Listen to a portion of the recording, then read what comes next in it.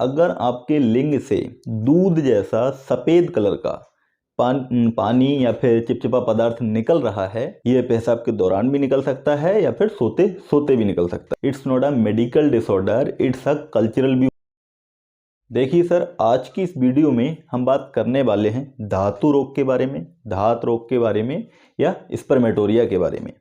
देखिए, धातु रोग क्या होता है कि हमारे पुराने समय में जो हमारे वैद्य लोग होते थे, हमारे गुरु लोग होते थे, वो हमारी जो वीर्य है उसको ही धातु बोलते थे। तो अगर आप हमारा वीर्य सोते सोते निकल जाता था या पेशाब के दौरान निकलता था तो इस कंडीशन को वो लोग धातु रोग बोल दिया करते थे।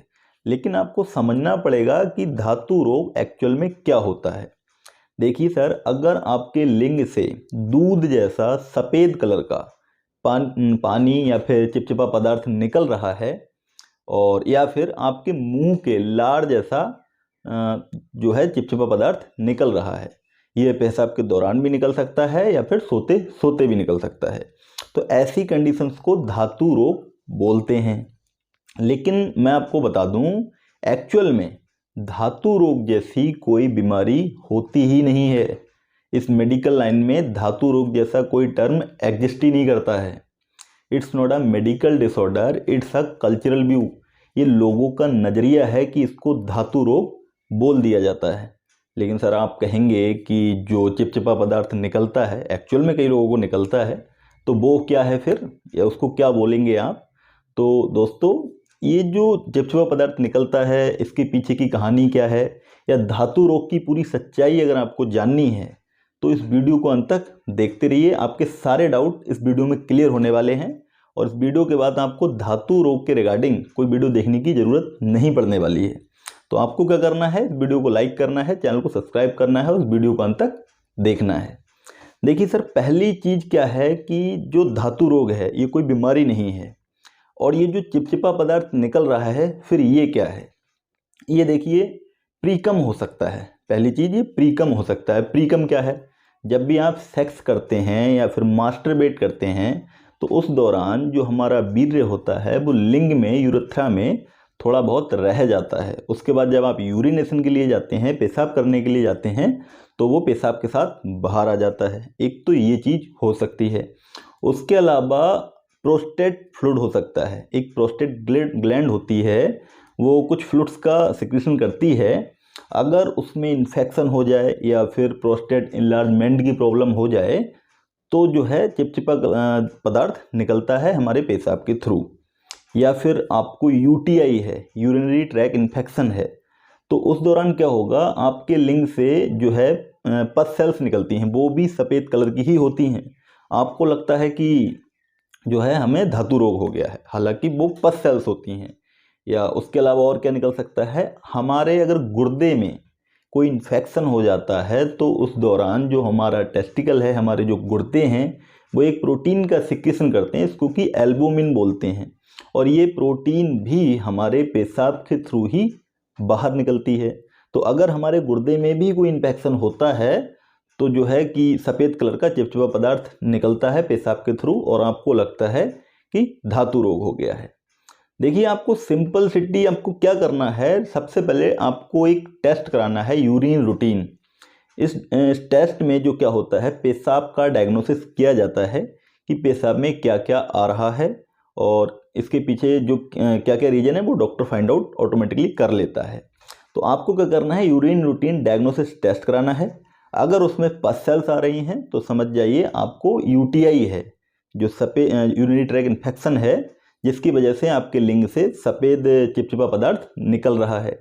अगर आपके डायग्नोसिस में पता लगता है कि आपके उसमें एल्बुमिन सिक्रीट हो रही है तो समझ जाइए कि आपके गुर्दे में कोई ना कोई इन्फेक्शन है जिसकी वजह से वो सफ़ेद चिपचिपा पदार्थ निकल रहा है। या फिर अभी अभी आपने सेक्स किया है, उसी दौरान अगर आप यूरिन को डायग्नोसिस के लिए देते हैं तो उसमें स्पर्म भी मिल सकते हैं। लेकिन 99% कंडीशन में ये जो है आपकी यूरिन रूटीन में आपको स्पर्म देखने को नहीं मिलेंगे, क्योंकि धातु रोग जैसी कोई बीमारी होती ही नहीं है। तो इसलिए इस जो ये भ्रम है इससे बाहर आइए। आप सीधे सीधे यूरिन डायग्नोसिस टेस्ट कराइए, यूरिन रूटीन टेस्ट कराइए, उसमें आपको पता लग जाएगा कि किस वजह से हमें ये चिपचिपा पदार्थ निकल रहा है। लेकिन सर होता क्या है ना, बहुत सारे डॉक्टर्स हैं, बहुत सारे लोग हैं जो धातु रोग का ट्रीटमेंट करने का दावा करते हैं और वही बहुत सारी गलत इन्फॉर्मेशन मार्केट में उन्होंने फैला रखी है। और कई बार तो क्या होता है, जब आप डॉक्टर के पास जाते भी हो ना, तो वो आपको ये नहीं कहेगा कि धातु रोग नहीं होता है। ये सभी डॉक्टरों के लिए नहीं है, लेकिन कुछ डॉक्टर ऐसा करते हैं। उनके पास जब आप जाओगे तो वो कहेंगे हाँ ये धातु रोगी है, और उसके बारे में कुछ आपको गलत गलत चीज़ें बता देंगे जिससे आप डर जाएंगे। जैसे कि आपके अगर ये धातु रोग लंबे समय तक रहा तो आपको बच्चे नहीं होंगे, आपकी मर्दानगी में कमी आ सकती है, आप अपने पार्टनर को खुश नहीं कर पाएंगे, आपके लिंग का साइज छोटा हो सकता है। जब आप ऐसी बातें आपको सुनने को मिलती हैं तो जो है आप बहुत ज़्यादा सोचने लगते हो, बहुत ज़्यादा टेंशन में आ जाते हो, बहुत डर जाते हो। और उसी डर का फ़ायदा उठाकर डॉक्टर्स जो हैं या जो लोग इस तरीके का ट्रीटमेंट करते हैं वो आपसे मोटा पैसा वसूलते हैं। आपको काफ़ी लंबे समय तक ट्रीटमेंट देंगे, उसमें होता कुछ नहीं है, कैल्शियम वगैरह विटामिन वगैरह की टैबलेट्स दे देते हैं जो आपकी बॉडी में कोई नुकसान ना करें, केवल आपको ताकत ही पहुँचाएँ। इस तरीके की टैबलेट्स आपको दे देते हैं और आपसे अच्छा खासा पैसा ले लेते हैं। लेकिन ये जो आपको प्रॉब्लम वो बताते हैं कि आपका मतलब पार्टनर आपको खुश नहीं कर पाएंगे, आपके बच्चे नहीं होंगे, या फिर आपका लिंग का साइज छोटा हो जाएगा, या आपकी मर्दानगी में कमी हो जाएगी, तो इसकी वजह से आपको टेंशन बहुत हो जाती है। और उस टेंशन की वजह से क्या होता है, आप एंजाइटी आपको होने लगती है, आप घबरा जाते हैं, आपको नींद ठीक से नहीं आती, आपको इंसोम्निया की दिक्कत आने लगती है, आपको भूख नहीं लगती, एनोरेक्सिया की प्रॉब्लम आने लगती है, आप डिप्रेशन में चले जाते हैं, आप उस वजह से आपके शरीर में कमजोरी भी रहने लगती है, आपको वीकनेस देखने को मिलती है, इरेक्टाइल डिसफंक्शन की प्रॉब्लम आपको देखने को मिलती है। आपको जब इस तरीके की चीज़ें आपके दिमाग में घूम रही हैं तो आपको शीघ्र पतन की समस्या देखने को मिलती है। आप बहुत जल्दी ही मतलब जो है आपका वीर्य एक्सीट आउट हो जाता है ड्यूरिंग सेक्स, या फिर आप चिड़चिड़े हो जाते हैं। जब इस तरीके की चीज़ें आपको दिमाग में चलती रहेंगी तो आप चिड़चिड़े भी हो जाते हैं। तो मेरे डॉक्टरों से यही कहना है कि प्लीज़ इस तरीके की कोई गलत जानकारी पेशेंटों को ना दें, पैसों के चक्कर में किसी की ज़िंदगी ख़राब ना करें। अब इसका फाइनली देखिए, मैं आपको ट्रीटमेंट अगर बताऊं, अगर किसी को चिपचिपा पदार्थ निकल रहा है लिंग से, तो उसके लिए आपको करना क्या है। सबसे पहले तो आपको टेंशन नहीं लेनी, बिल्कुल भी स्ट्रेस नहीं लेना। कोई ये बीमारी है ही नहीं तो इसके बारे में इतना ज़्यादा सोचना ही क्यों है। और ये अगर जो चिपचिपा पदार्थ निकल रहा है वो निकलना बंद हो जाएगा, उसके लिए आपको उसी कोजिंग फैक्टर को ट्रीट करना है। और उसके साथ ही साथ क्या करना है, आपको गर्म चीज़ों का सेवन कम करना है, आपको गर्म चीज़ें नहीं लेनी है। और आप अगर पॉर्न सेक्सुअल एक्टिविटी वाली वीडियोस देखते हैं, पॉर्न देखते हैं, तो उनको थोड़ा कम करिए, उनको मत देखिए। और वैसे भी इंडिया में तो पॉर्न बैन भी है।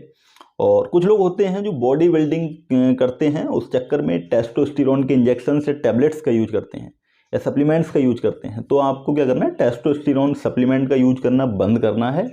और इसके साथ ही साथ ड्राई फ्रूट का सेवन करना बंद करना है। जो ड्राई फ्रूट होते हैं, अखरोट वगैरह, ये बहुत सारे ड्राई फ्रूट होते हैं, आप जानते ही हैं। और उसके अलावा मीट, अगर आप नॉनवेज का बहुत ज़्यादा यूज करते हैं तो उसको थोड़ा कम कीजिए, थोड़ा कम उसका इस्तेमाल कीजिए। और इसके अलावा खट्टी चीज़ों का यूज करना थोड़ा कम कीजिए। और जब आपने यूरिन रूटीन टेस्ट कराया, अगर आपको उसमें यूटीआई की प्रॉब्लम देखने को मिलती है तो उसको ठीक कीजिए, आपका जो चिपचिपा पदार्थ निकल रहा है वो निकलना बंद हो जाएगा। या फिर आपको अगर गुर्दे में इन्फेक्शन देखने को मिलता है तो उसका ट्रीटमेंट कीजिए। आपको अगर एल्बुमिन प्रोटीन देखने को मिलती है तो आप उसका ट्रीटमेंट कीजिए, आपकी लिंग से चिपचिपा पदार्थ निकलना बंद हो जाएगा। या फिर आपको प्रोस्टेट फ्लूइड देखने को मिलता है तो आप प्रोस्टेट इन्लार्जमेंट के रिगार्डिंग दवाइयाँ लीजिए, प्रोस्टेट इन्फेक्शन की दवाइयाँ लीजिए, आपका चिपचिपा पदार्थ निकलना बंद हो जाएगा। या फिर सेक्स के दौरान आप पेशाब करते हैं तो वो निकलता ही है, उसमें कोई प्रॉब्लम नहीं है। तो आपको क्या करना है, कॉजिंग फैक्टर को ट्रीट करना है। धातु रोग कुछ नहीं होता है, वीर्य निकलता ही नहीं है पेशाब में, वो प्रीकम में निकल सकता है, एक रेयर केस है, बाकी वीर्य तो निकलता ही नहीं है पेशाब के रास्ते। तो ये तो धातु रोग जैसी कोई चीज़ होती नहीं है, ये बात अपने दिमाग में बिठा लीजिए। हाँ, जो सफ़ेद कलर का चिपचिपा पदार्थ निकल रहा है उसके पीछे क्या क्या रीजन है वो मैंने आपको बताए हैं, आपको उनको ट्रीट करना है।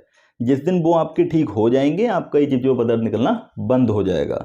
और किसी भी ऐसे मिसलीडिंग इन्फॉर्मेशन वाले डॉक्टर जो आपको दे रहा है कोई डॉक्टर, तो उसकी बातों को इग्नोर कीजिए और इन चीज़ों को बहुत अच्छे से समझिए कि धातु रोग जैसी कोई बीमारी नहीं होती है।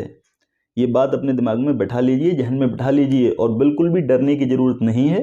जो चिपचिपा पदार्थ निकल रहा है वो मुश्किल से 15 से 20 दिन के अंदर अंदर बिल्कुल क्योर हो जाएगा, नहीं निकलेगा। और एक चीज़ और कि अगर आपकी शादी हो गई है तो ठीक है, अगर शादी नहीं हुई है और अगर आप चाहें तो हफ्ते डेढ़ हफ्ते में एक बार मास्टरबेट भी कर सकते हैं। मैं मास्टरबेट या हस्तमैथुन को प्रमोट नहीं कर रहा हूं, लेकिन ऐसा आपको करना चाहिए क्योंकि उन बहुत लंबे समय तक अगर आपका जो वीर्य है वो लिंग से बाहर नहीं आएगा तो उसकी वजह से भी कई बार आपको चिपचिपा पदार्थ देखने को मिलता है। तो आपको जो होता क्या है ना, जो ग्लैंड्स वगैरह हैं वो फ्लूइड का सिक्रेशन रेगुलरली करती रहती हैं, बनाती रहती हैं, तो उसका बाहर निकलना भी ज़रूरी होता है। तो आप 10-15 दिन में एक बार मास्टरबेट भी कर सकते हैं और ये धातु रोग जैसा कुछ नहीं होता, ये अपने दिमाग में बिठा के रखिए। बाकी जो बहुत सारे डॉक्टर्स हैं, होम्योपैथिक में हैं, आयुर्वेदिक में, एलोपैथिक में, कुछ वैद्य हैं, कुछ यूनानी वाले हैं, ये सब के सब अपना धंधा कर रहे हैं, अपना बिजनेस कर रहे हैं, आपसे पैसा कमाने के चक्कर में हैं, इसलिए आपको धातु रोग जैसी बीमारी बता देते हैं ताकि आपसे मोटा पैसा वसूला जा सके। तो सावधान रहिए और सुरक्षित रहिए और जागरूक रहिए। तो धन्यवाद दोस्तों, आज की इस वीडियो में इतना ही। आई होप आपको वीडियो पसंद आई होगी। अगर वीडियो पसंद आई है तो वीडियो को लाइक करें, शेयर करें और ऐसे दोस्तों को ज़रूर शेयर करें जो कि जिसको लगता है कि मुझे धातु रोग है या बहुत सारे रुपए बर्बाद कर चुका है इस चक्कर में, उसको इस वीडियो को ज़रूर शेयर करें। तो धन्यवाद दोस्तों, जय हिंद, वंदे मातरम।